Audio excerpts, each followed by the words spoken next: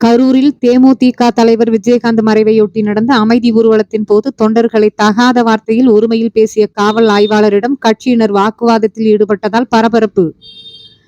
தேமுதிக தலைவர் விஜயகாந்த் மறைந்து ஒரு மாதம் ஆகியுள்ள நிலையில் கரூர் மாவட்ட தேமுதிக சார்பாக 30வது நாள் அனுசரிக்கும் விதமாக அனைத்து கட்சியினரின் அமைதி ஊர்வலம் இன்று நடைபெற்றது. கரூர் பேருந்து நிலைய ரவுண்டானா முதல் கோவை சாலையில் அமைந்துள்ள தனியார் திருமண மண்டபம் வரை நடைபெற்ற இந்த பேரணியில் நூற்றுக்கணக்கான தேமுதிகவினர், விஜயகாந்த் ரசிகர் நற்பணி மன்றத்தினர், அதிமுக மற்றும் மக்கள் நீதி மய்யம் உள்ளிட்ட பல்வேறு கட்சிகளை சேர்ந்த பலர் கலந்து கொண்டனர். இந்த ஊர்வலத்தினிடையே போக்குவரத்துக்கு இடையூறு ஏற்படுவதாக கூறி கரூர் நகர காவல் ஆய்வாளர் ஜெகநாதன் தேமுதிக தொண்டர்களை சாலை ஓரமாக போகச் சொல்லி தகாத வார்த்தையில் ஒருமையில் பேசியதாக கூறப்படுகிறது.